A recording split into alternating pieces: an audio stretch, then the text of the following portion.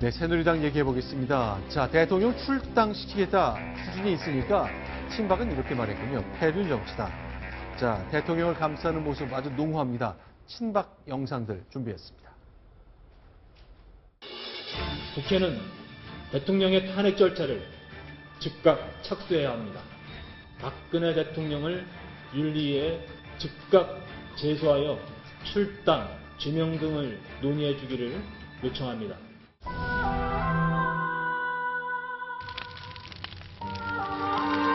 탈당의 명분을 세우려고 자기들끼리 대통령을 출당시키려 하는 것은 정치적 폐륜행입니다. 대통령을 탄핵시키려 것 또한 제2의 정치적 폐륜행입니다. 비주류분들이 당을 걱정하는 것처럼 얘기하면서 당을 가르고 당을 파괴하고 있습니다.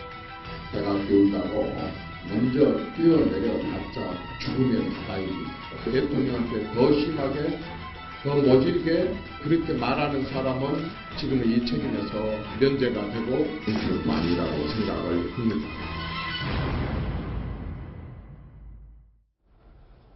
어떻습니까? 심규선 대기자께 첫 질문을 좀 드려야 될 것 같습니다. 이제 친박에서 얘기하는 거는 출당시키고 이런 것들 다 폐륜이라고 얘기하네요. 이런 폐륜이라는 것이 정당 정치에 개입될 수 있는 여지가 있습니까? 저 대통령한테 꼭 하나 건의 드리고 싶은 게 네. 변호인을 제외하고는 네.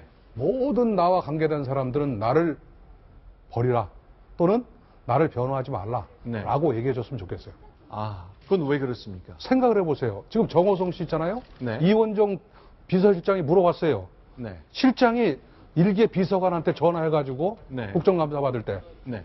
야, 너 저기 저 서류 갖다 줬냐고 물어보라 해서 내가 물어본다. 뭐라고 그랬습니까? 나는 잠자는 시간도 모자라고 밖에 나갈 시간도 없기 때문에 무슨 서류를 갖다 준 적은 있을 수 없다 그랬죠. 네. 어떻게 됐습니까 지금? 어제 팩스와 인편과 이메일로 전달했다고. 전부 거짓말한 거 아니에요. 이원정, 아니 안종범 할 것 없이. 그거 왜 그랬을까요? 대통령이 아무 말도 안 하니까. 네. 아무 말도 안 하니까 거짓말할 수밖에 없는 거 아닙니까? 네. 당연히 제가 볼 때는 보스라면 이 정도까지 왔으면 네. 제가 볼 때는 변호인을 제외하고는 나를 옹호하려고 하지 말아라고 선언을 해야지만이 네. 그래도 이나마 나라가 좀 국격이 있는 거 아니겠습니까? 네.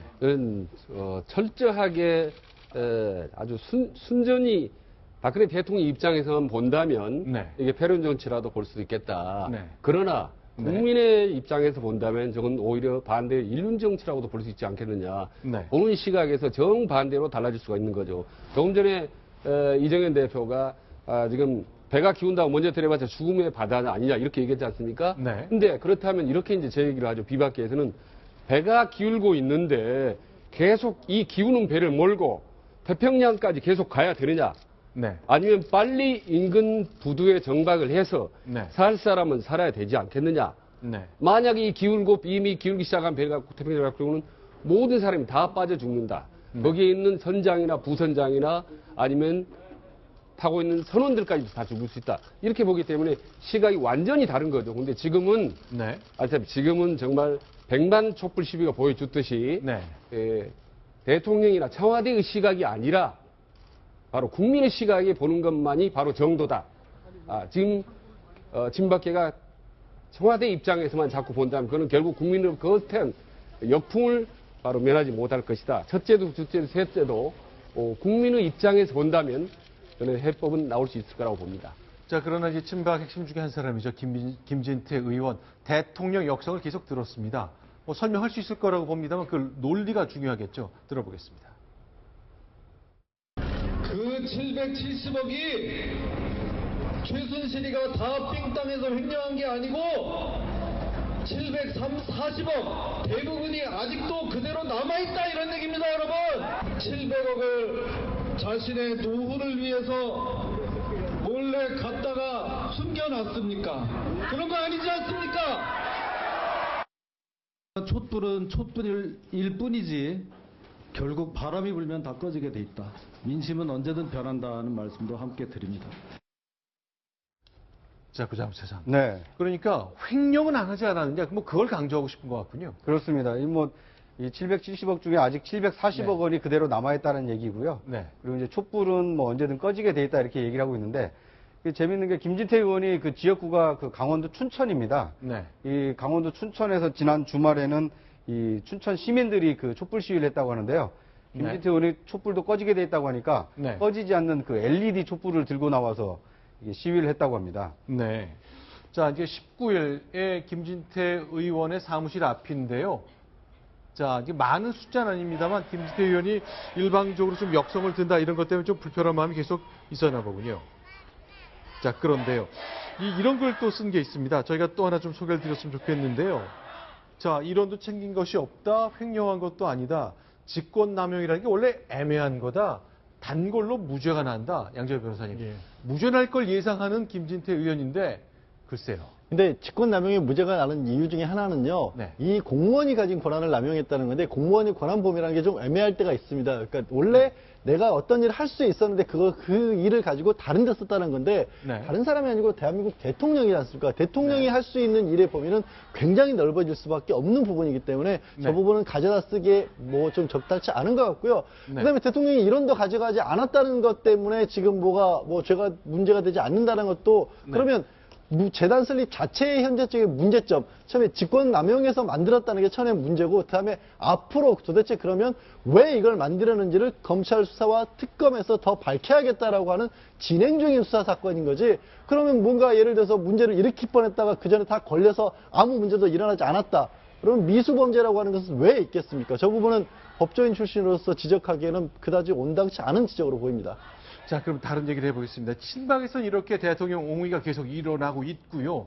자, 비박에서는 이제 탈당선언 나오는 거죠. 네, 내일 오전에 지금 남경필 네. 그 경기지사와 이 김용태 의원이 지금 기자회견을 예고를 하고 있는데요. 네. 아마도 이게 탈당을 선언하는 기자회견이 되지 않을까 이런 그 예상이 지금 나오고 있습니다. 김용태 의원 지금 화면에 보이십니다만 비대위원장 맡았다가 친박이 반발해가지고 이제 물러났잖아요. 그렇습니다. 어떻게 보면 이제 대표적인 그 비박계 의원으로 볼 수 있는데요. 네. 남경필 지사의 경우에는 이제 이정현 대표로부터 뭐 지지율 몇 % 안 되는 사람이 어떻게 대선 후보냐 이렇게 좀 직격탄을 맞기도 했는데 네. 아무래도 이제 당내에서 비박계를 대표하고 있는 두 사람이 그 탈당을 하게 되면 새누리당의 약간 이제 균열이 좀 시작되는 거 아니냐 이런 관측이 나오고 있습니다.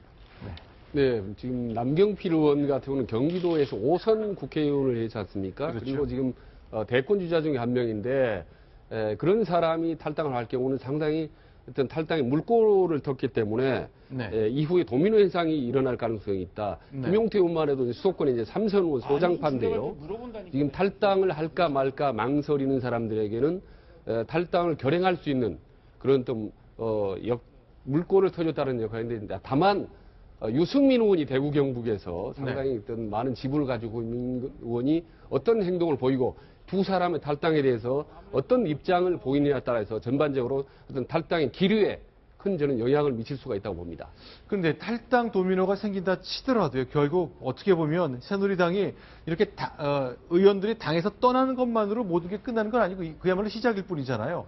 근데 그 이후엔 뭘 해야 됩니까? 국민들한테 도대체 어떻게 회초리를 맞아야 국민들이 한 번 더 기회를 줄 수 있는 거죠? 제가 볼 때는 탈당도 해본 사람이 하고 네. 당도 만들어 본 사람이 만들기 때문에 네. 저는 저 새누리당에서 그렇게 많은 사람들이 밖으로 뛰쳐나가기는 힘든 분위기다. 네. 그렇게 생각하고요. 다만 남경필 씨하고 김용태 씨는 좀 아시다시피 김용태 씨 같은 경우는 의원 네. 같은 경우는 굉장한 반박에다가 개성이 강한 그런 저 소장파 국회의원 아닙니까? 그렇죠. 그런 게 작용했던 것 같고 남경필 씨는 역시 대선 주자로서 지금 이정현 대표의 어떤 그런 발언 같은 거에 대해서 네. 엄청난 상처와 반발 이런 거기 때문에 두 사람은 굉장히 뭐라 그럴까 상징적인 의미에서 나갈 수도 있다라고 저는 생각하는데 그러면 그런 어떤 모티베이션, 동기가 없는 사람들은 어떻게 할지는 좀 제가 볼 때는 지켜보는 게 좋을 것 같습니다.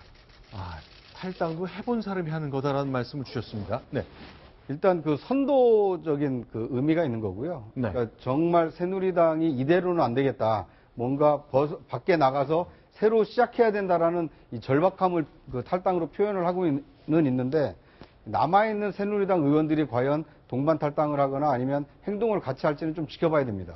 왜냐하면 지금 당장 새누리당을 나와서 이 정치인들이 얻을 수 있는 실익이 별로 없거든요. 네. 국회의원의 경우에는 이제 막 20대 국회가 시작됐기 때문에 다음 선거까지는 3년 이상의 시간이 남아있고요. 네. 또 다음 대선을 노리는 차기 주자의 경우에는 시베리아 벌판에서 새롭게 어떤 그 세력을 만들어야 되는 어떤 절박함이 있기 때문에 네. 새누리당에서 오히려 이 친박을 압박을 하고 대통령의 이 출당을 요구를 해서 관철시키는 것이 오히려 더 낫다라는 생각을 하고 있는 이 당내 인사가 많기 때문에 이 남경필 지사와 김용태 의원의 어떤 그 탈당은 이 새누리당 균열이라는 어떤 물꼬를 튼다는 의미는 있지만 그것이 대세가 되기까지는 좀 더 지켜봐야 되지 않을까 하는 생각이 듭니다.